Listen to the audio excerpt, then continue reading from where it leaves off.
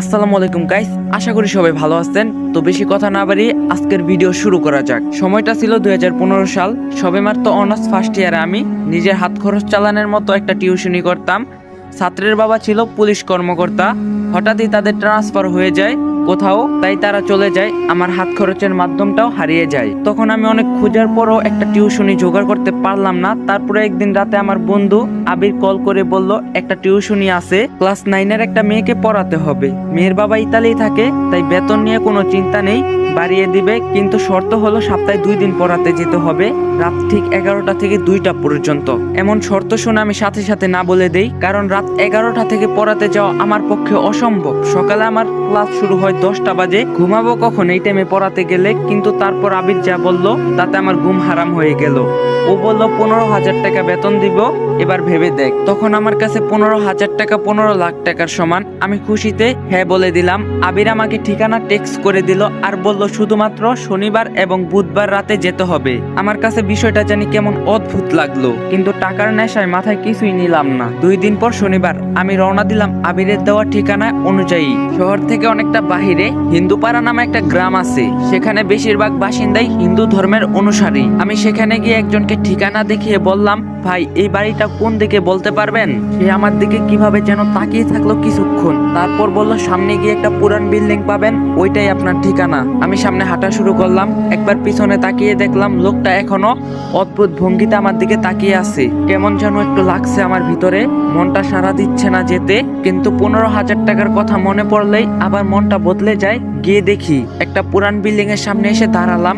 হ্যাঁ, এটাই সেই ঠিকানা। 11টা বাজতে আর 1 মিনিট বাকি। আমি গিয়ে দরজায় নক করার সাথে সাথে দরজা খুলে গেল। মনে হচ্ছে কেউ যেন আমার জন্য দরজার কাছে আগে থেকেই দাঁড়িয়েছিল। দরজা ধাক্কা দিতেই খুলে গেল ক্রেট শব্দ করে, কিন্তু সেখানে কেউ ছিল না। তাহলে দরজা খুললো কে? আমি কখনো ভূত প্রেত এসবে ভয় পেতাম না, অনেকটা দেখছি জীবনে এসব। একটা কথা বুঝে গিয়েছিলাম, সেটা হলো তাদেরকে ভয় পেলেই তারা মাথায় চড়ে বসে। তাই নিজেকে খুব শান্ত রেখে বাসায় প্রবেশ করলাম। বাসার ভিতরটা কেমন যেন অন্যরকম দেখতে। প্রতিটা দেওয়ালে আরবিতে কিছু লেখালেখি করা, অদ্ভুত অদ্ভুত ছোট পোকামাকড়ের চিত্র আঁকা। সবচেয়ে বড় কথা, বাসার ভিতরটা একদম নিস্তব্ধতায় ঘেরা, কোনো একটা ছোট শব্দ কানে আসছে না। একজন মধ্যবয়স্ক মহিলা একটা রুম থেকে হাসি মুখে বেরিয়ে এলেন। আমাকে বলল, তুমি নিশ্চয়ই গালিব, আবির তোমাকে পাঠিয়েছে। আমিও একগাল হাসি দিয়ে বললাম, জি আন্টি। তারপর আন্টি একটা রুম দেখিয়ে দিয়ে বলল, ওই রুমে যাও, রিস্পা ওইখানে আছে। দেখো বাবা, ভালো মতো পড়াতে হবে, ও কিন্তু অনেক ফাঁকিবাজ। ও তার মানে আমার ছাত্রীর নাম রিস্পা? আমি বললাম, সেটা নিয়ে আপনি চিন্তা করবেন না আন্টি, আমি রিস্পাকে ব্রিলিয়ান্ট স্টুডেন্ট বানিয়ে দেব। এই বলে রুমে গেলাম, দেখলাম রিস্পা এক মনে খাতায় কি যেন অঙ্কন করছে। আমি গিয়ে হালকা কাশি দিতে সে উঠে সালাম দিল। আমি সালামের উত্তর দিয়ে বললাম, খাতার দিকে লক্ষ্য করে দেখলাম সে অদ্ভুত একটা প্রাণীর ছবি আঁকছিল। এমন প্রাণী বাস্তবে নেই, শুধু কল্পনাতে আঁকা সম্ভব। তারপর আমি তাকে উদ্দেশ্য করে বললাম, আজ থেকে আমি তোমাকে পড়াবো, মন দিয়ে পড়াশোনা করতে হবে। সে কথা ঘুরিয়ে বলল, স্যার আপনার প্রিয় খাবার কি? আমি একটু অবাক হলাম, তবু নিজেকে সামাল দিয়ে বললাম, আমার প্রিয় খাবার বিরিয়ানি। আমি জিজ্ঞাসা না করলেও সে অদ্ভুত একটা হাসি দিয়ে বলল, বিরিয়ানি কোনো খাবার হলো? আমার তো প্রিয় খাবার তাজা রক্ত আর মানুষের মস্তক। একটু ঘাবড়ে গিয়ে বললাম, এসব কি ধরনেরই আর কি, আমি তোমার স্যার, পড়াশোনা বাদে কোনো ফালতু কথা হবে না আজ থেকে। সে একটু মন খারাপ করেই পড়াশোনায় মনোযোগ দিল। বারবার মনে হচ্ছিল কেউ যেন উকি দিয়ে আবার চলে যাচ্ছে। হতে পারে আন্টি তার মেয়েকে ঠিকমতো পড়াচ্ছে কিনা সেটা দেখতে। আমার চোখ খুব জ্বলতে লাগলো। হঠাৎ করে মনে হচ্ছে যেন চোখে কেউ মরিচ ঢেলে দিয়েছে। আমি রিস্পাকে পড়া দেখিয়ে বললাম, ওয়াশরুমটা কোন দিকে তোমাদের? সে হাতের ইশারায় দেখিয়ে দিল। আমি তাড়াতাড়ি ওয়াশরুমে গিয়ে চোখে পানি দিলাম। তারপর আয়নায় তাকিয়ে দেখলাম চোখ লাল হয়ে আছে। ভালোভাবে চোখ মুছে পানি দিলাম, এখন একটু ভালো লাগছে। ওয়াশরুম থেকে বের হতে যাব, হঠাৎ খেয়াল করলাম আমি তো চলে যাচ্ছি, কিন্তু আয়নার ভিতর আমার প্রতিবিম্বটা এখনো দাঁড়িয়ে। আমি চোখ ডোলা দিয়ে আবার তাকালাম আয়নার দিকে, এবার সেখানে কেউ নেই, এমনকি আমার কোনো প্রতিবিম্ব সেখানে নেই। এটা কেমন আয়না? যেহেতু আমি এসবে ভয় পাই না খুব একটা, তাই ভাবলাম এখানে কেউ তো আছে, আমাকে ভয় দেখানোর জন্য এমন করছে। তাই আমি আস্তে করে বললাম, এই ছোট্ট ওয়াশরুমে কি ভয় দেখাস আমাকে? সাহস থাকলে বাইরে দেখা করিস। এই বলে চলে আসলাম। রিস্পা বলল, স্যার তাকে দেখছেন? আমি হকচকিয়ে উঠলাম, মানে কাকে দেখবো? রিস্পা কিছু না বলে তার আঁকা সেই প্রাণীটার দিকে তাকালো। কেমন যেন অদ্ভুত লাগছে তার আচরণ। সেই দিনের মতো পড়াশোনা শেষ করে বের হলাম বাসা থেকে। বাসার ভিতর তাপমাত্রা আর বাইরের তাপমাত্রার মধ্যে অনেক পার্থক্য। বাসার ভিতরটা যেন অন্যরকম একটা জগৎ। রাত তখন 2টা। আমি হিন্দুপাড়ার চিকুন গলি দিয়ে হাঁটছি।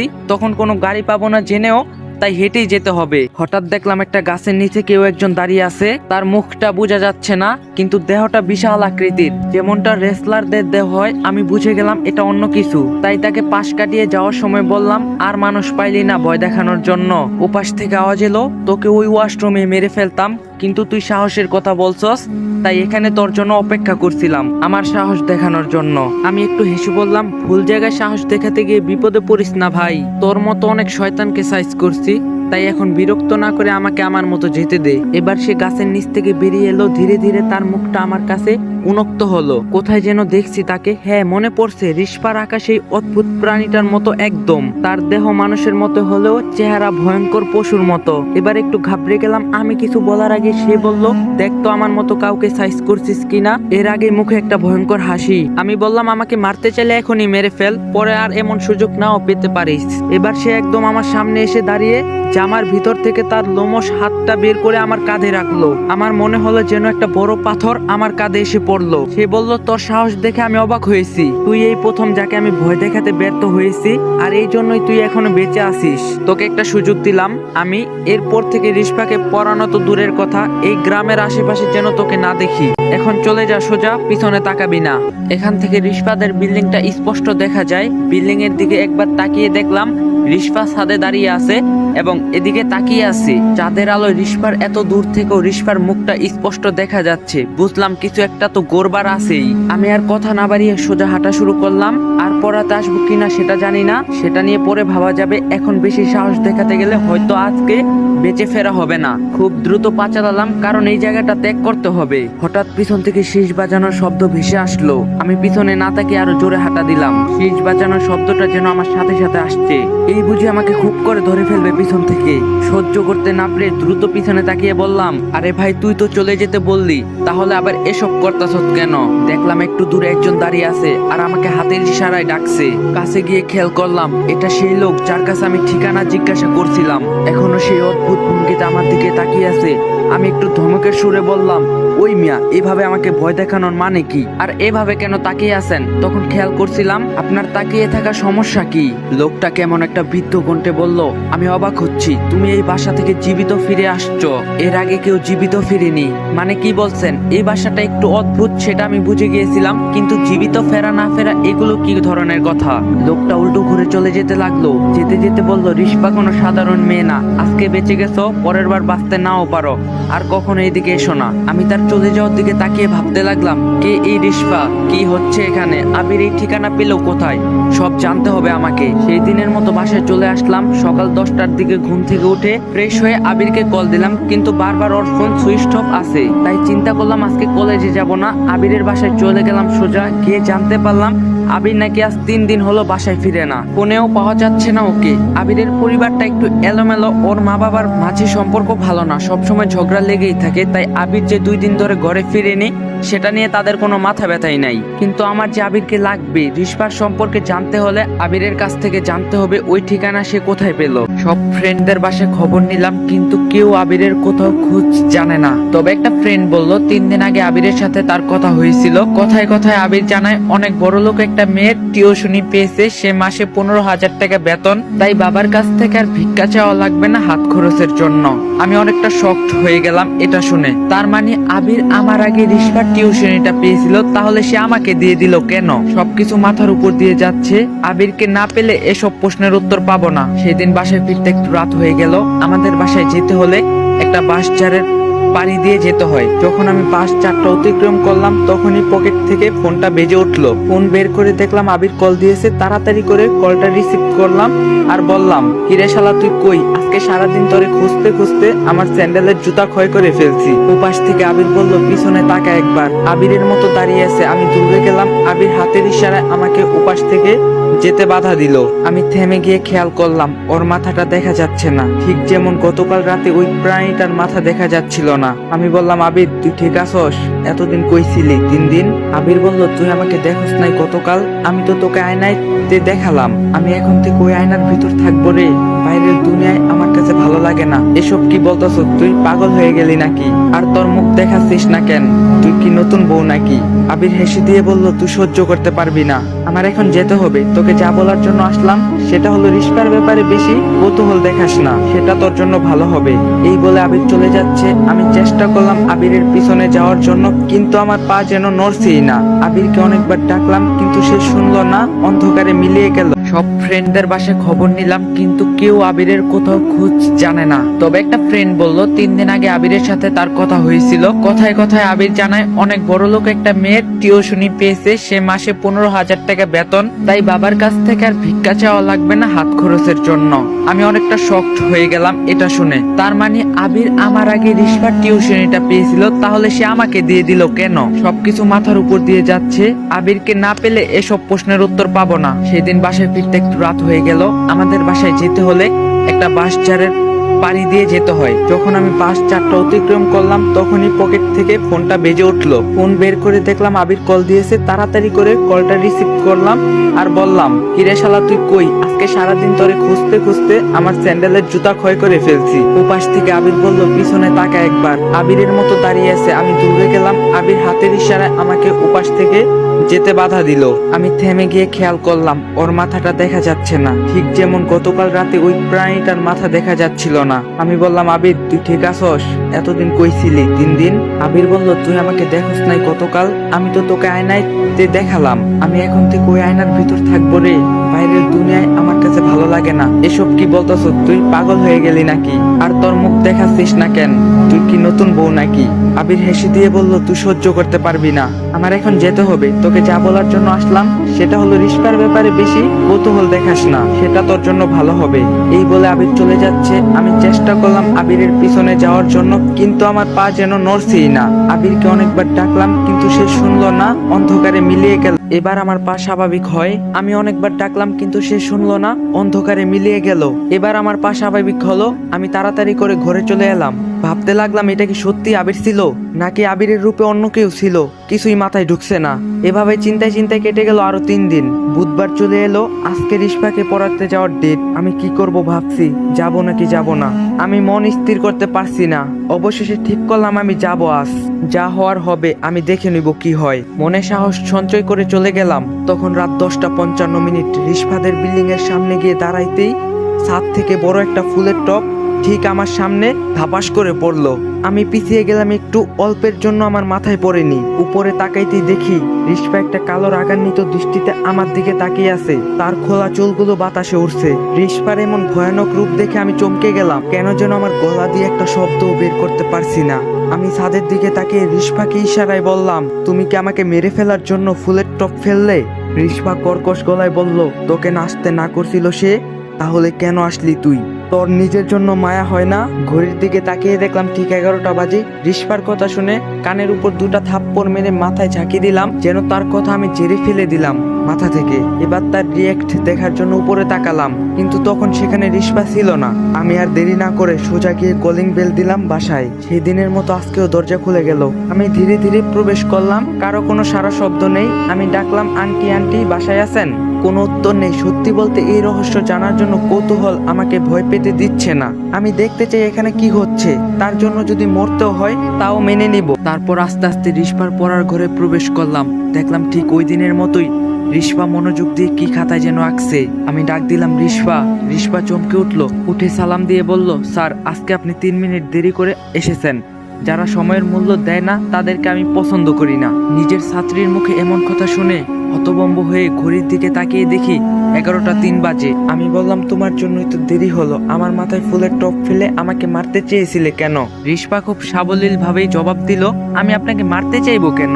আমি তো জীবিত মানুষ পছন্দ করি। এটা শুনে আমি হেসে উড়িয়ে দেওয়ার ভান করলাম, যেন আমি এটা ইয়ার্কি হিসাবে নিয়েছি। কিন্তু আমার মনে অন্য কিছু চলছে। আমি জানি রিস্পা মজা করছে না, কিন্তু আমাকে শান্ত থাকতে হবে। আমার ভয়টা প্রকাশ পেয়ে গেলে হয়তো এখান থেকে ফিরে যাওয়া হবে না আমার। তাহলে রিস্পা কি মানুষ না? দেখতে তো একদম মানুষের মতোই স্বাভাবিক, শুধু ওর চোখগুলো একটু অদ্ভুত। নীল রঙের চোখ, আগে কখনো দেখিনি। কেমন একটা মায়া কাজ করে ওর চোখে। রিস্পা বলল, স্যার আপনি একটা সাইকো। কারণ আমি তো ভেবেছিলাম আপনি আর আসবেন না। মানুষ হিসাবে যতটুক সাহস থাকা দরকার ততটুক সাহস থাকাই ভালো। লিমিটের বাইরে সাহস দেখাতে গিয়ে অনেক মানুষই তার প্রাণ হারিয়েছে। রিশপার এসব রহস্যময় কথা শুনে ভিতরটা নাড়াচাড়া দিলেও ওকে বুঝতে না দিয়ে বললাম, তোমার এসব আধ্যাত্মিক কথাবার্তা বাদ দিয়ে পড়াশোনায় মনোযোগ দাও। পরীক্ষায় যদি ফেল করো তাহলে তোমার মা আমার বেতন মেরে দিবে। আচ্ছা, আজকে তোমার মাকে দেখলাম না বাসায়, আন্টিকে আজকে বাসায় নাই? রিশপা বইয়ের দিকে তাকিয়ে বলল, মা তো ছাদে গিয়ে চাঁদ দেখার জন্য আজকে চাঁদটা পরিপূর্ণ রূপ নিয়েছে। কি অদ্ভুত কথা বলে এই মেয়েটা। আমি বললাম, রিশপা আমার অনেক তৃষ্ণা পেয়েছে, এক গ্লাস পানি এনে দিবে? সাথে সাথে রিশপা চেয়ার থেকে উঠে পানি আনতে চলে গেল। এই প্রথম রিশপাকে হাঁটতে দেখলাম। তার পায়ের দিকে তাকালাম, না, পা তো ঠিকই আছে। শুনছি ভূত প্রেতের পা উল্টা থাকে, কিন্তু রিশপার হাঁটার ভঙ্গি একদম আলাদা, যেন কোনো রোবট হেঁটে যাচ্ছে। আমি বসে বসে ভাবছি, কি করব এখন? এখানে কোনো কিছু স্বাভাবিক না, কিছু একটা হচ্ছে এখানে। রিশপার মা এত রাতে ছাদে গিয়েছে চাঁদ দেখতে, ব্যাপারটা কেমন অদ্ভুত। এসব রহস্যময় কথা আমাকে নাড়িয়ে দিচ্ছে বারবার। এর মাঝে রিশপা আসলো একটা পানির গ্লাস হাতে, আমাকে পানি দিয়ে আবার সে বসলো, বইয়ের দিকে মনোযোগ দিল। আমি পানিটা মুখে নিয়ে কিছুক্ষণ চোখ বড় করে তাকিয়ে থাকলাম। পানি যে এত স্বাদ হতে পারে তা কখনো ভাবিনি। অদ্ভুত একটা মিষ্টি গ্রান আসছে পানি থেকে। পুরোটা খেয়ে নিলাম, তারপর গ্লাসটা টেবিলে রেখে হাত দিয়ে মুখটা মুছে নিলাম। আমি বললাম, রিশপা, পানিটা খুব মজা ছিল, এ ধরনের পানি আমি আগে কখনো খাইনি। এই বলে হঠাৎ নিজের হাতের দিকে চোখ গেল। আমার হাতে রক্ত লেগে আছে। হাতটা জামাই মুছে আমার মুখে হাত দিলাম। এবার আমি ঘাবড়ে গেলাম, রক্তটা আমার মুখ থেকে লেগেছে। তাহলে কি রিশপা আমাকে পানির বদলে রক্ত খাইয়েছে? রিশপার দিকে তাকিয়ে দেখলাম সে তার আঁকা ছবিটার এলোমেলো ভাবে কলম চালাচ্ছে। প্রাণীটার মুখটাকে ঝলসে দিল কলম দিয়ে। মুখের ভিতর কেমন জানি লাগছে এখন। রক্ত খেয়েছি ভাবতেই পেটের ভিতর সবকিছু উল্টে বেরিয়ে আসতে চাইলো। এবার আর সাহস দেখানোর সাহস করলাম না। উঠে দৌড় দিলাম দরজার দিকে, কিন্তু দরজাটা বাইরে থেকে বন্ধ। অনেক টানাটানি করলাম, পিছনে তাকিয়ে দেখলাম রিশপা পড়ার রুমের দরজায় দাঁড়িয়ে আছে, একটু নড়াচড়াও করছে না। অবশেষে দরজা খুলে গেল। আমি বের হয়ে শরীরের সমস্ত শক্তি দিয়ে দৌড় দিয়ে সিঁড়ি থেকে নিচে নেমে গেলাম। কিন্তু এ কি, আমি আবার সেই রিশপাদের দরজার সামনে। রিশপা এখনো সেখানে ঠাই ধরে দাঁড়িয়ে আছে। আমি আবার দৌড়ে নামলাম সিঁড়ি বেয়ে, কিন্তু এবার ঘুরে ফিরে সেই রিশপাদের দরজার সামনে আসলাম। আমি বুঝে গেলাম এখান থেকে বের হতে দিবেন আজকে আমাকে। তাই আমি এবার দৌড় দিলাম ছাদের দিকে। মানুষ যতই সাহসী হোক, মৃত্যু চোখের সামনে দেখলে ভয় তাকে পেতেই হবে। ছাদে গিয়ে এদিক ওদিক তাকাতে থাকলাম, নিচে নামার মতো কিছু আছে কিনা। হঠাৎ আমার চোখ পড়লো, কালা জুব্বা পরা কেউ সেখানে দাঁড়িয়ে আছে, যেখানে রিশপাকে দাঁড়িয়ে থাকতে দেখছিলাম। কালা জুব্বা বলতে যারা জাদুবিদ্যা চর্চা করে তাদের অন্যরকম এক ধরনের কালো পোশাক থাকে। তখনই আমার মনে পড়লো রিশপা বলছিল তার মা ছাদে এসেছে চাঁদ দেখার জন্য। তাহলে এটা কি রিশপার মা? আমি কাঁপা কাঁপা গলায় ডাক দিলাম, আন্টি। ডাক শুনে সে ধীরে ধীরে আমার দিকে মুখ ঘুরালো। রিশপার মায়ের অন্য এক রূপ, সারা মুখে রক্ত লেগে আছে, গলায় বিভিন্ন মালা ঝুলানো, আর হাতে কঙ্কালের খুলি। রক্ত মাখা মুখে উদ্ভট একটা হাসি দিল আমার দিকে তাকিয়ে। আমি জানি যতই যাই হোক এই মুহূর্তে আমি জ্ঞান হারাবো না, তাই ইচ্ছে করে পড়ে গেলাম জ্ঞান হারানোর ভান করে। চোখ বন্ধ করে শুয়ে রইলাম। প্রায় 5 মিনিট হয়ে গেল, কোনো সারা শব্দ নেই। একবার ভাবলাম চোখ খুলে দেখবো, আবার ভাবলাম এভাবেই থাকি আর কিছুক্ষণ। হঠাৎ ফিস ফিস করে কথা বলার আওয়াজ শুনতে পেলাম। নিশ্চয়ই রিশপা আর তার মা কথা বলছে। একটু স্পষ্ট করে কথা শোনার জন্য খরগোশের মতো কান খাড়া করে দিলাম। রিশপার মা বলছে, তোকে না বলছিলাম পরবর্তী অমাবস্যা পর্যন্ত এই ছেলেকে কিছু বুঝতে দেওয়া যাবে না? তাহলে এত তাড়াহুড়া করার কারণ কি? রিশপা বলল, আমি কি করব, ওর সাহসের পরীক্ষা নিতে গিয়েই তো এত কিছু হয়ে গেল। অন্য সবার চেয়ে ওর সাহস অনেক বেশি, এত সহজ হবে না। ওকে অমাবস্যা পর্যন্ত ধরে রাখা যাবে না। রিশপার মা বলল, ওরে যে রাখতেই হবে, না হলে ডোরিয়া আমাদের মেরে ফেলবে। আমি সবকিছু শুনছিলাম কান পেতে, কিন্তু এই ডোরিয়াটা কি? আবার শুয়ে শুয়ে সবকিছু শুনলাম, কিন্তু কিছুই মাথায় ঢুকলো না। তারা মা মেয়ে আসলে কি চায়? কেন তারা আমাকে অমাবস্যা পর্যন্ত জীবিত রাখতে চায়? আর এই ডোরিয়া বা কি, যাকে মা মেয়ে ভয় পাচ্ছে? এসব পরেও জানা যাবে। এখন আগে নিজেকে বাঁচাতে হবে। ধীরে ধীরে এক চোখ খুলে চারপাশটা একটু দেখার চেষ্টা করলাম। কাউকে দেখলাম না। মা মেয়ে গেল কোথায়? হঠাৎ দেখলাম চিলেকোঠার কাছে 2টা ছায়া দেখা যাচ্ছে। তার মানে তারা ওইখানে দাঁড়িয়ে এতক্ষণ সবকিছু বলছিল। এখন ছাদ থেকে লাফ দেওয়া ছাড়া আমার আর কোনো উপায় নাই। 3 তলা থেকে লাফ দিলে অন্তত মরবো না, বড় জোর হাত পা ভাঙবে। মনে মনে 1 2 3 বলে উঠে সোজা দৌড় দিলাম, ছাদ থেকে ঝাঁপ দিলাম। প্রায় 2 মিনিট আলুর বস্তার মতো নিচে পড়ে রইলাম। আমার সবকিছু যেন ঝাপসা হয়ে আসছে, মাথাটা ভন ভন করে ঘুরছে। একটু স্বাভাবিক হওয়ার পর বুঝতে পারলাম হাত নড়াতে পারছি না, হয়তো ভেঙে গিয়েছে। কিন্তু এখন আমাকে এই জায়গা থেকে যেতেই হবে। অনেক কষ্টে উঠে খুঁড়িয়ে খুঁড়িয়ে দৌড় দিলাম। হঠাৎ একটা ধমকা হাওয়া এসে আমাকে দূরে ছিটকে ফেলে দিল। আমার চোখ গেল ছাদের দিকে। রিশপা হাওয়ায় ভেসে আসছে মাথার উপর দিক দিয়ে। চোখের চোখের পলকে রিস্পা একদম আমার মাথার কাছে চলে আসলো। ধারালো দাঁতগুলো বের করে বলল, শুধু শুধু নিজেকে ক্লান্ত করছেন কেন স্যার? আপনি এই গোলক বাধা থেকে বের হতে পারবেন না। আপনি অনেক কষ্ট করে উঠে দাঁড়িয়েছেন। সামান্য হাসি দিয়ে বললাম, আমাকে তুমি সাইকো বলছিলে না? সাইকোদের মৃত্যুর ভয় দেখিয়ে লাভ নেই। আমি তোমার এই গোলক ধাঁধা থেকে বের হয়ে দেখাবো। এটা বলে রিস্পার ওই ভয়ঙ্কর রূপ উপেক্ষা করে সোজা হাঁটা দিলাম। দেখি আমাকে আটকায়। হিন্দু পাড়া অতিক্রম করার সময় মনে হলো কেউ আমার পিছু নিয়েছে। আমি স্পষ্ট তার উপস্থিতি টের পেয়েছি। রিস্পা হয়তো আমার পিছু নিয়েছে। আরো জোরে হাঁটা দিলাম। এবার সেই শীষ বাজানোর শব্দটা ভেসে এলো। থমকে দাঁড়ালাম। পিছনে তাকিয়ে দেখলাম সেই লোকটা দাঁড়িয়ে আছে, একটা কাপড়ের ব্যাগ হাতে। আমি বললাম, এখন আপনার সাথে বকবক করার সময় নেই। কোন রকম জান নিয়ে ফিরে এসেছি। আমাকে হাসপাতালে যেতে হবে। হাত ভেঙে ফেলছি। এই বলে উল্টো ঘুরে আসতে যাচ্ছিলাম, তখনই সে আমাকে উদ্দেশ্য করে বলল, রহস্য না জেনে চলে যাচ্ছে, চাইলেই কি তুই চলে যেতে পারবি? আমি দাঁড়ালাম তার কথা শুনে। তারপর আমি তাকে জিজ্ঞাসা করলাম, আপনি কি জানেন এই রহস্য? কি হচ্ছে ওই বাড়িতে? কে এই রিস্পা? লোকটা রাস্তার পাশে গিয়ে একটা গাছের গোড়ায় বসলো। আমাকেও সেখানে বসতে বলল। আমি গিয়ে তার পাশে বসলাম। আমার যেন মনে হলো আমি কোনো বরফ খণ্ডের পাশে বসেছি। তার শরীর থেকে প্রচুর ঠান্ডা হাওয়া বের হচ্ছে। হঠাৎ সে তার ঠান্ডা হাত দিয়ে আমার ভাঙা হাতটা ধরে মোচড় দিল। আমি চিৎকার করে উঠলাম, কিন্তু অনুভব করলাম এখন হাতে কোনো ব্যথা নাই। নাড়িয়ে চাড়িয়ে ভালোভাবে দেখলাম আমার হাতে একদম ভালো। আমি বললাম, এটা কিভাবে করলেন? আপনি আসলে কে? সে আমার কথা এড়িয়ে গিয়ে বলতে শুরু করলো, রিস্পা ছিল খুব সাধারণ একটা মেয়ে, খুব চঞ্চল প্রকৃতির, হাসি খুশি থাকতো সব সময়। প্রতিদিন এদিক দিয়ে স্কুলে যেত এবং স্কুল থেকে সোজা বাসায় চলে আসতো। কোনো রকম বাজে আড্ডায় নিজেকে জড়াতো না। কিন্তু হঠাৎ করে একদিন রিস্পা নিখোঁজ হয়ে যায়। সবাই তাকে পাগলের মতো করে খুঁজলো, কোথাও রিস্পাকে খুঁজে পেল না। রিস্পার মা থানায় জিডি করলো। রিস্পার বাবা ইতালি থেকে চলে আসলো মেয়ের নিখোঁজের সংবাদ শুনে। এইটুকু বলে তিনি থামলেন। আমি আগ্রহ নিয়ে জিজ্ঞাসা করলাম, তারপর কি হলো? রিস্পাকে কিভাবে খুঁজে পাওয়া গেল? তিনি আবার বলতে লাগলেন, 2 দিন কেটে গেল কিন্তু কেউ রিস্পার খোঁজ দিতে পারলো না। রিস্পা নিখোঁজ হয় শনিবার বিকাল স্কুল থেকে ফেরার সময়। অবশেষে বুধবার রাত 11টা বাজে রিস্পাকে খুঁজে পাওয়া গেল তাদের বিল্ডিং এর পিছনে। কোথায় ছিল রিস্পা এই কয়দিন? তারপর কি আর তাকে কিছু জিজ্ঞাসা করা হয়নি? লোকটা একটা অদ্ভুত হাসি দিয়ে বলল, মৃত মানুষকে জিজ্ঞাসা করে কি কখনো উত্তর পাওয়া যাবে? আমি অনেকটা অবাক হয়ে জিজ্ঞাসা করলাম, মৃত মানুষ মানে? সেদিন কি রিস্পার লাশ পাওয়া গেছিল? হ্যাঁ, হাত পা মুখ বাঁধা অবস্থায় বিল্ডিং এর পিছনে নালার মাঝে রিস্পার লাশ ভেসে উঠেছিল। পুলিশ এসে লাশ নিয়ে গেল পোস্টমর্টমের জন্য। রিস্পার বাবা আদরের মেয়েকে হারিয়ে পাগলের মতো হাউমাউ করে কাঁদছিল। রিস্পার বাবার কান্না দেখে সেদিন কেউ তার চোখের পানি আটকে রাখতে পারেনি। এত সুন্দর একটা ফুটফুটে মেয়ে এমন রহস্যময় মৃত্যু কেউ মেনে নিতে পারছিল না। কিন্তু রিস্পার মা একটু কাঁদেনি সেই দিন। সবাই ভেবেছিল মেয়ের সুখে পাথর হয়ে গিয়েছে। রিস্পাকে এনে দাফন করা হলো। প্রায় অনেকদিন তদন্ত চলার পর পুলিশ রিস্পার মারা যাওয়ার কোনো খোঁজ পেল না। তারপর কেটে গেল 4 মাস। হঠাৎ একদিন রিস্পার মা গ্রামে ফিরে এলো। সবাই তাকে দেখে অনেক খুশি হলো। জিজ্ঞাসা করলো, এতদিন কোথায় ছিলে, কি করছিলে? রিস্পার মা কারো কথার জবাব দিল না। সেই যে সে বাসায় প্রবেশ করছে সেই দিন সে আর কোনোদিন বাসা থেকে বের হয়নি। প্রতিবেশীরা মাঝে মাঝে তাকে শুধু রাতের বেলায় ছাদে দেখতে পেত। রিস্পা যদি মারা গিয়ে থাকে তাহলে সে কে যে এখন রিস্পার মার সাথে আছে? আর রিস্পার মা এতদিন কোথায় হারিয়ে গেছিল? এবার সে আমার কানের কাছে এসে ফিস ফিস করে বলল, ব্ল্যাক ম্যাজিক। মানে রিস্পার মা রিস্পাকে ফিরিয়ে আনতে এতদিন নিখোঁজ ছিল।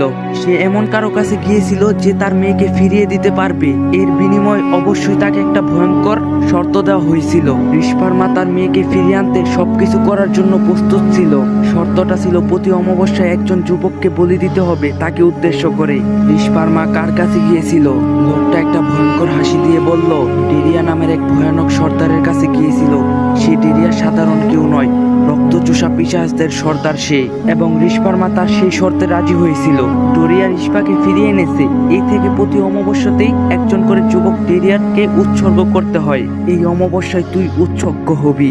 এই জন্যই এত আয়োজন। তুই যতই চেষ্টা করিস না কেন তোকে মরতেই হবে। আমি হতাশাগ্রস্ত চেহারায় তাকে জিজ্ঞাসা করলাম, রিস্পা কিভাবে মারা গিয়েছিল সেই দিন? আর আমার কি বাঁচার কোনো পথ নেই? লোকটা আমার হাঁটুতে ভর দিয়ে উঠে দাঁড়িয়ে বলল, অনেক জেনে ফেলাইছস আজকে, বাকিটা না হয় মরার আগেই জানবি। আপনি এত কিছু কিভাবে জানেন? আপনি কে? লোকটা আমার মুখের কাছে এসে ঠান্ডা নিঃশ্বাস ছাড়তে ছাড়তে বলল, আমি ডোরিয়া। আমি যেন হতভম্ব হয়ে গেলাম। চোখ বড় বড় করে শুধু তার মুখের দিকে তাকিয়ে আছি। এরপর অদ্ভুত একটা হাসি দিয়ে আমার চোখের সামনে সেই কালো ধোঁয়ার মতো বাতাসের সাথে মিলিয়ে গেল। এখানে সবকিছুই যেন আমার বিরুদ্ধে চলছে। আমি মনে মনে ঠিক করে নিলাম এ থেকে বাঁচার কোনো রাস্তা নেই, কিন্তু এত সহজে হার মানবো না। আমি সবাইকে দেখে নিব, হাতে ভর্তি উঠে যাব। এমন সময় হাতটা কাদা মাটির মতো কিছুটা ডেবে গেল। হাত বের করে আনলাম, এগুলো কি লেগে আছে হাতে। এতক্ষণ খেয়াল করলাম আমি গাছের গোড়ায় মনে করে তার সাথে যেখানে বসেছিলাম সেটা আসলে একটা মানুষের মৃতদেহ। আমি তাড়াহুড়ো করে সেখান থেকে উঠে গেলাম। খেয়াল করে দেখলাম মৃতদেহটার শরীরে মাথা নেই। অনেকদিন আগে মারা যাওয়ার কারণে পচে গেছে দেহটা, এই জন্যই আমার হাতটা ডেবে গিয়েছিল। খুব খারাপ একটা গন্ধ নাকে ভেসে এলো। মনে হলো যেন আমার ভিতরে সবকিছু উল্টে চলে আসবে বমির সাথে। নাক চেপে সেখান থেকে দৌড় দিলাম, যেভাবেই হোক আমাকে পালাতে হবে। হঠাৎ পিছন থেকে কেউ আমার জামা টেনে ধরে আবার সেই পচা লাশের সামনে ফেলে দিল। কুকরাতে কুকরাতে আবার উঠে দাঁড়িয়ে বললাম, আমাকে এখনই মেরে ফেলবে নাকি? অমাবস্যা পর্যন্ত অপেক্ষা কর। হঠাৎ আমার নাম ধরে কেউ ডাক দিল, গালিব তুই চাইলে বাঁচতে পারবি, আমি তোকে ওদের হাত থেকে বাঁচার উপায় বলে দিব। এটা তো আবিরের কণ্ঠ। আবির কোথায় তুই? সামনে আয় শালা, তুই আমাকে কোথায় এনে ফাঁসিয়ে দিলি? উপাস থেকে আওয়াজ এলো, আমি ব্যর্থ ছিলাম এটা করার জন্য, আমাকে ক্ষমা করে দিস। এই দেখ এখানে আমি, আমাকে বের কর এখান থেকে। আমি আবিরের কণ্ঠের সুর খুঁজতে লাগলাম, কোথা থেকে কথা বলছে ও। হঠাৎ চোখ পড়লো একটা কাপড়ের ব্যাগের দিকে। এটা তো সেই ডোরিয়া নামক পিচাসটা নিয়ে এসেছিল। সে কি ব্যাগটা নিতে ভুলে গিয়েছে নাকি ইচ্ছা করে ফেলে গেছে? আমি গিয়ে ব্যাগটা হাতে নিলাম, ভিতরে ফুটবলের মতো কিছু একটা লাগছে। ব্যাগটা উল্টো করে ঝাঁকি দিতেই একটা মানুষের কাটা মাথা ধাপাস করে গড়িয়ে একটু সামনে গিয়ে পড়লো। আমি চমকে উঠলাম, এটা কার মাথা হতে পারে? ধীরে ধীরে এগিয়ে গেলাম। হঠাৎ আবিরের কণ্ঠ, এটা আমার কাটা মাথা গালিব, আর ওইখানে যে পচা গলা লাশটা পড়ে আছে সেটা আমার মৃতদেহ। মানে কি বলছিস তুই? তোকে কি তারা মেরে ফেলছে? এবার আবির আমার সামনে দৃশ্যময় হলো একটা সাদা আলোর মতো। আবির বলল, গত অমাবস্যায় আমি ছিলাম রিস্পার শিকার, তোর মতো সাহসী ছিলাম না আমি, তাই আমি এখানে থেকে বেঁচে ফিরতে পারিনি। কিন্তু তুই বাঁচতে পারবি চেষ্টা করলে, কারণ তুই একমাত্র যে ওই বিল্ডিং থেকে বের হতে সফল হয়েছিলি। আবিরের মৃত্যুর কথা শুনে কষ্ট লাগলো, খুব রাগও উঠলো। তুই আমাকে কেন এর ভিতরে টেনে আনলি? আমাকে ছাড়া কি অন্য কাউকে পেলি না? আবির বলল, আমি তোকে টেনে আনিনি। রিস্পা যাকে ডোরিয়ার উদ্দেশ্য করে বলি দেয়, তারপরের বলির জন্য ওই মানুষটা সবচেয়ে কাছের বন্ধুকে টার্গেট করে। আমাকে বলি দেওয়ার পর তুই রিস্পার টার্গেটে চলে আসলি, কারণ আমার সবচেয়ে কাছের বন্ধুই তুই। তোর মতো কাছের বন্ধুর কপালে ঠাডা পড়ো। তুই যদি এখন অল্প একটু বেঁচে থাকতি, আমি তোকে পুরো মেরে ফেলতাম। যাই হোক, এখন আমাকে বল, রিস্পার কাছ থেকে আমি কিভাবে বাঁচতে পারি? শুধু আমি না, আমি যে এই রিস্পার চ্যাপ্টার এখানেই ক্লোজ করতে, আর কাউকে যেন সে তার শিকার বানাতে না পারে, এর জন্য যা দরকার হয় আমি তাই করব। আবির বলল, রিস্পাকে হারাতে হলে তোর একটা কাজই করতে হবে, কিন্তু ওই কাজটা সেই দিনই করতে হবে যেদিন রিস্পা তোকে বলি দেওয়ার জন্য দরিয়ার সামনে হাজির করবে, মানে সেই অমাবস্যার রাতে। আমি প্রশ্নসূচক দৃষ্টিতে তাকালাম আবিরের দিকে। কাজটা হলো সেই ওয়াশরুমের আয়না। ওই আয়নার মাঝে রিস্পার আত্মা বন্দি আছে। তুই যদি ওই আয়নাটা ভেঙে ফেলতে পারিস এবং ভাঙা আয়নার যে কোনো একটা টুকরা দিয়ে রিস্পাকে আঘাত করতে পারিস, তাইলে রিস্পার আত্মা মুক্ত হয়ে যাবে এবং মানুষ মরার পর যেখানে যায় সেখানে চলে যাবে এই পৃথিবী ছেড়ে। সাথে এই পর্যন্ত যাদেরকে মেরেছে তাদের আত্মাও মুক্তি পাবে, আমি সহ। এটা কি সম্ভব? আয়না ভেঙে রিস্পার শরীরে আঘাত করতে হবে? এটা কি করে হবে? আমি তো এখনো বেঁচে আছি, তুই তো মরে ভূত হয়ে গেছস। তুই এটা করে রিস্পাকে মুক্তি করস না কেন? আবির বলল, আমি পারবো না এটা করতে, এটা শুধু জীবিত মানুষটাই করতে পারবে, আর মৃত্যুর পর অনেক কাজ চাইলেও করা যায় না। আর আমার বিশ্বাস তুই এই কাজ করতে পারবি, কারণ তোকে এখানে ভয় দেখাতে পারতাছে না তারা। হ্যাঁ, না পারলে আর কি, মরে ভূত হয়ে আবার অন্য কারো মরার জন্য অপেক্ষা করব। তবে আমি তোর কাছে একটা কথা জানতে চাই, রিস্পা কিভাবে মারা গিয়েছিল তুই কি জানস? সোজা গিয়ে দরজায় কলিং বেল দিলাম, আজকে আর দরজা আপনি আপনি খুলছে না। কয়েকবার টোকা দিলাম, কিন্তু কারো কোনো সারা শব্দ নেই। একটু বিরক্ত হলাম। আবির বলল, রিস্পা আমার জন্য অপেক্ষা করছে, তাহলে সে কোথায়? দরজা খুলছে না কেন? হঠাৎ উপর থেকে কারো পায়ের শব্দ ভেসে আসলো। কেউ এদিকে ওদিকে ছুটাছুটি করছে, তার মানে ছাদে কেউ আছে। আমি আস্তে আস্তে ছাদের দিকে উঠতে লাগলাম। ছাদে গিয়ে চারোদিকে চোখ বুলিয়ে কাউকে দেখতে পেলাম না। হঠাৎ আমার কানের কাছে কেউ এসে ফিস ফিস করে বলল, মরার জন্য চলে এসেছিস? আমি সাথে সাথে পিছনে তাকালাম, কেউ সেখানে নেই। তাহলে কি রিস্পা আমাকে ফাঁদে ফেললো? সামনে তাকাইতেই দেখলাম রিস্পার খোলা চুল, নীল চোখ নিয়ে আমার মুখের সামনে। আমি হঠাৎ এভাবে রিস্পাকে দেখে চমকে পিছনে গিয়ে ধাপাস করে পড়ে গেলাম। রিস্পা তার সুচালো দাঁত বের করে ভয়ঙ্কর একটা হাসি দিল। আমি নিজেকে সামলে উঠে শরীর থেকে ময়লা ঝাড়তে ঝাড়তে বললাম, বাঁচার জন্য আসতে বলছো নাকি মরার জন্য? এভাবে কেউ আপ্যায়ন করে নাকি? এবার রিশপা তার স্বাভাবিক অবস্থায় ফিরে আসলো। তারপর ছাদের এক কোনায় গিয়ে বসলো।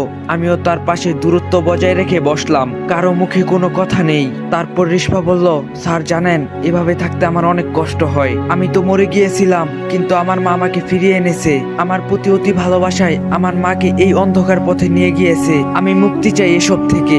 আমি চাই না আমার দ্বারা আর কারো মৃত্যু হোক। আমি যতদিন মুক্তি না পাবো ততদিন একজন করে মরতেই থাকবে। আমার আর কোনো পথ নেই। তাই মরার পর মানুষের আত্মা যেখানেই চলে যায় আমি সেখানে চলে যেতে চাই। তাহলে এতগুলো মানুষকে কেন মারলা? আমার বন্ধু আবিরকে কেন মেরে ফেললা? তাদের কারো কাছে সাহায্য চাইতে হয়তো অনেক আগেই মুক্তি পেতে পারতা। রিশপা একটা মিষ্টি হাসি দিয়ে বলল, তারা কেউ আপনার মতো এত সাহসী ছিল না স্যার। আমি আপনার মতোই একজনের অপেক্ষায় ছিলাম। আপনাকে প্রথম দিন যখন আয়নাতে ভয় দেখালাম তখনই বুঝে গিয়েছিলাম আপনি এত সহজে ভয় পাবেন না। আর আমাকে মুক্ত করতে হলে সাহসের সাথে ডোরিয়ার সাথে মোকাবেলা করতে হবে। আগের কেউ সেটার যোগ্য ছিল না। আমি তাদেরকে মারিনি, তাদের ভয় তাদেরকে মেরে ফেলছে। হ্যাঁ বুঝলাম, আমি তোমাকে মুক্ত করতে পারবো কিনা জানি না, তবে আমি আমার সর্বোচ্চ চেষ্টা করব। কিন্তু যদি না পারি তাহলে কি হবে? রিশপা বলল, তাহলে আর কি হবে? আপনাকে মারতে আমার খুব খারাপ লাগবে, কিন্তু মরতেই হবে। তারপর আবার আপনার মতো কারোর জন্য অপেক্ষা, এর মাঝে হয়তো আর অনেক প্রাণ যাবে। আমি বিড়বিড় করে বললাম, শালা আমার তো কোনো অপশনই নেই। তার মানে আমার বেঁচে থাকার অল্প একটু চান্স আছে। কি আত্মার খপ্পরে পড়ে এখন জীবনটাই দিতে হবে? রিশপা বলল, সত্যি আপনার কোনো অপশন নেই? কি কি করতে হবে সেটা আপনার বন্ধু আপনাকে বুঝিয়ে দিয়েছে নিশ্চয়ই। অমাবস্যা আসতে আর মাত্র 2 দিন। এই 2 দিন আপনি এখানে থাকবেন আমার বন্দী হয়ে। কেউ যেন বুঝতে না পারে আপনি ইচ্ছে করে বন্দী হয়ে আছেন। এমনকি আমার মাও যেন এসব না জানে। সে জানলে এটা হতে দিবে না, কারণ আমাকে দ্বিতীয়বার হারাতে চাইবে না সে। যথাজ্ঞা মহারানী। আচ্ছা, তুমি যে ডোরিয়ার উদ্দেশ্য বলি দাও, সেটা কি এক ঘায়ে গর্দান আলাদা করে ফেলো? আমি যদি ব্যর্থ হই তাহলে তো আমার সাথেও এমনটা হবে, তাই না? রিশপা বলল, হ্যাঁ ঠিক তাই। বড় একটা তলোয়ার দিয়ে আপনার শরীর থেকে মাথাটা আলাদা করে ফেলবো। হাসতে হাসতে বলল রিশপা, আমি তো এখনই আপনার শরীরের মাথাটা দেখতে পাচ্ছি না। ইয়ার কি করবা না একদম? আমার এদিকে ফাটছে আর তুমি হাসতাছো। আচ্ছা, মাথা কাটা ছাড়া অন্য কোনো সহজ পদ্ধতি নেই মরার? মাথা কেটে ফেললে তো অনেক কষ্ট হবে। রিশপা বলল, আছে তো, আপনার জন্য একদম সহজ মৃত্যু। আপনার 2 পা ধরে 2 দিকে টান দিয়ে ছিঁড়ে ফেললে আপনার কষ্ট কম হবে হয়তো। এর চেয়ে সহজ মৃত্যু আমার জানা নেই। না থাক, মাথা কেটে ফেললেই ভালো হবে, দ্বিতীয়টা বেশি কষ্ট হবে। রিশপা খুব সুন্দর মায়াবী হাসি দিয়ে বলল, তেমন কিছু হবে না। আমার বিশ্বাস আপনি পারবেন এটা করতে। আজকে আর রিশপার চেহারায় সেই ভয়ানক ভাবটা নেই। খুব মায়াবী লাগছে চাঁদের আলোতে। দেখলে বোঝা যায় না এই মেয়েটা মারা গেছে।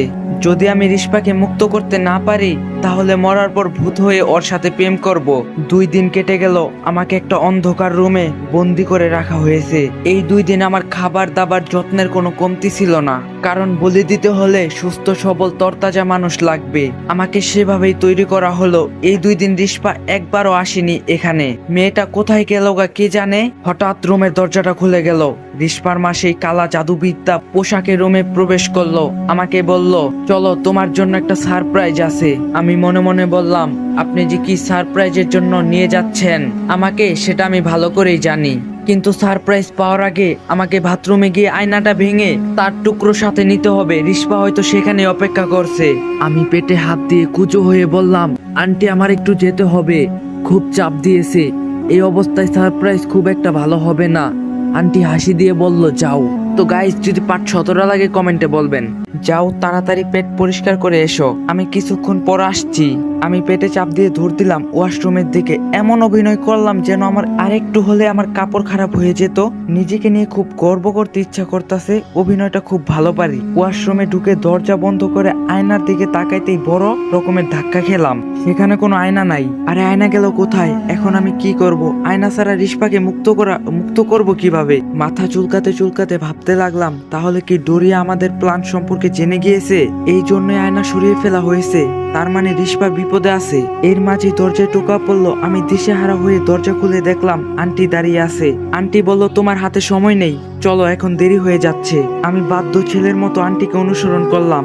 মনটা কেমন অস্থির অস্থির লাগছে। রিশপা এখন কোথায়? এই 2 দিন আসলো না কেন আমার সাথে দেখা করতে?